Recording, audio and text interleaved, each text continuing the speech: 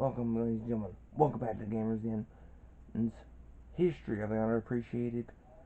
Now, of course, the last two we've been doing Spider-Man villains, and today was no different. And we're going to get into a character that is probably more underappreciated within the confines of his own story for the most part. Now, he's not shown up in any movies, but he's shown up in a couple of cartoons every now and again. Sparse, because he is the Chameleon. There's numerous versions of the Chameleon, but this is the Marvel version, otherwise known as Dmitry Smerdyakov. I probably butchered that. It's so bad. I'm going to be calling him the Chameleon from now on.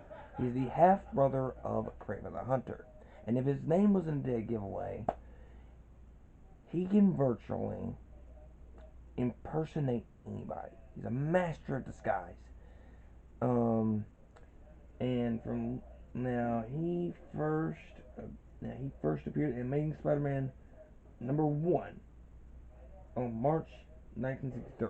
Now, Spider-Man actually goes back further than that, than his actual debut as his own character. Amazing Tales, or Tales to Astonish, one of the two, I can't remember which it was. And he's created by Stan Lee and Steve Ditko, like most of these characters from Spider-Man's history. Uh, he's got an actual full name. I am not even going to begin to try to pronounce that, considering his last name. Yeesh. Team affiliations: the KGB. Damn. Sinister 12, Sinister 6, Hydra, Exterminators, and the Kravinoff family. Of course, he's the half brother of Kraven. Um, he's pretty much been anybody you could think of, from Peter Parker to J. Jonah Jameson to even some of the villains over the years. That's actually been a major plot point in some cartoons, like Spectacular Spider-Man.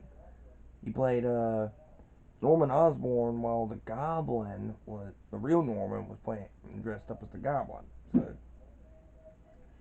So besides Master of Disguise, some of his other abilities: brilliant method actor and impersonationists.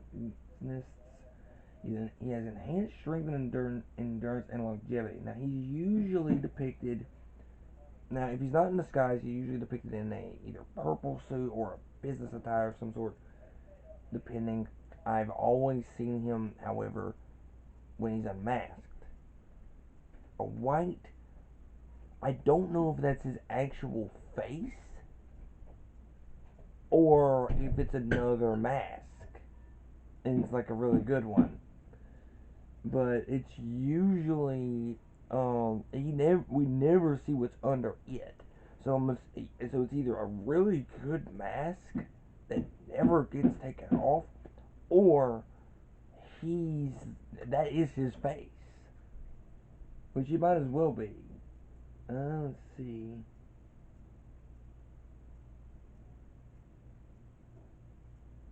So apparently he is in Far From Home. Apparently, or at least Dimitri, his alter ego, has. Um, and then apparently IGN ranked the Chameleon as Spider-Man's 14th greatest enemy. That's that's nothing to sneeze at. That's nothing to sneeze at. Top 20, not too bad. Let's see here. Born in Soviet Russia, a minor associate of Gustav. I do not know who Gustav Fiers is. Forgive me, guys. I'm not well versed in that. Dmitry and Sergey were friends, but Sergey was often abusive. So,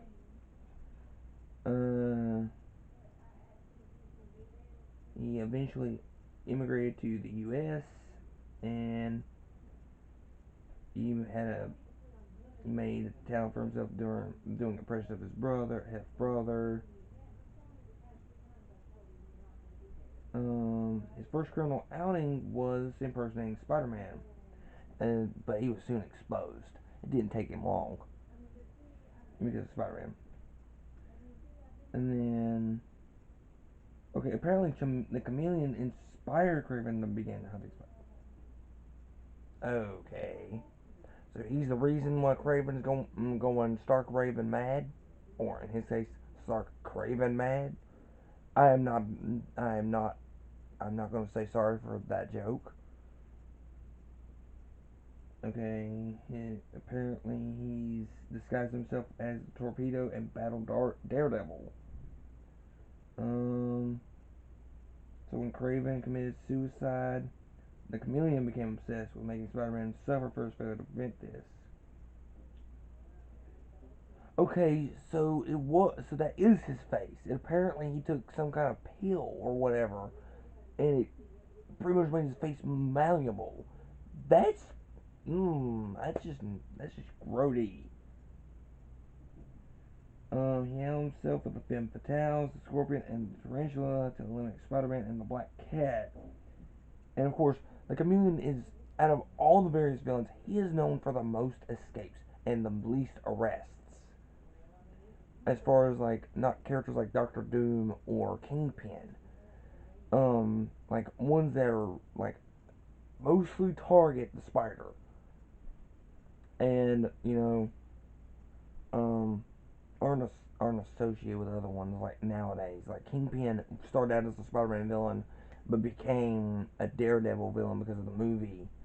And Doctor Doom is of course the Fantastic Four's main foe, so one of their many. Um, and then there's a bunch of that stuff. He was one of the newer. He was a recruitment. The supervillain team up called Modoc's 11. And then, let's see, let's go with other versions. There's a Chameleon 2099, a Chameleon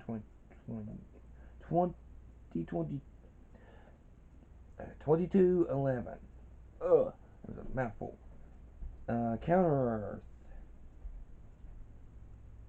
Ultimate Marvel, Marvel Action Hour, Iron Man, Marvel Noir. That's kind of cool.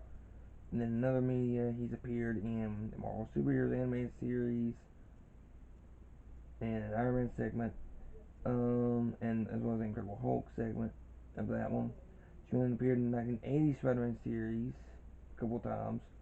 He also appeared in Spider-Man's Amazing Friends, the 90s Spider-Man a couple of times, Spectacular Spider-Man, which that one was the one I referenced with the Norman Osborn bit. He appeared in the 2017 Spider-Man animated series as well.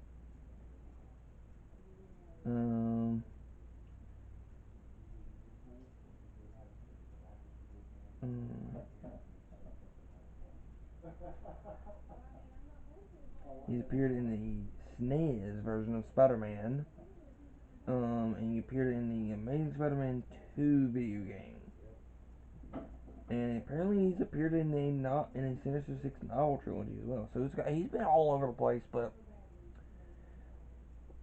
I could probably count how many times he's actually been fully arrested and put behind bars. See, arrested is one thing, but I've very rarely seen him put behind bars. That's how slippery this guy is. He's that good at what he does. Now, I think he's underappreciated not only in the context of Marvel as the company, but in the actual thing itself. I don't know how many people actually really could recognize him now. Too, he's really underappreciated, and that's where we're going to be going into in the last two. And since this is the month of villains, I'm going to be looking at other characters. Now, it's funny. I think every Spider-Man villain has been part of the Sinister Six at some point. Now, the 90s version, the first version they used in that series was the Chameleon. One of the characters was the Chameleon. I think Craven? I don't know. I know Doc Ock, Electro, Scorpion, and Rhino are part of it. I think Craven was part of that original line, as well as the Chameleon, of course. But yeah, it was. That was bad. The Chameleon is really hard to capture, and even harder to keep incarcerated because he could slip away. Quick change artist, really good at it too. Good impersonations and everything else. he is the very definition of a chameleon, which in this case means he can change, not only he can basically blend in. But funnily enough, that has been his undoing a couple times too. Along with another character from DC, their equivalent, the character of False Face. This guy, however, mostly does, he can do anybody. Hero, villain, civilian, common crook, male, female, child, adult, old person, doesn't matter. This guy is that good.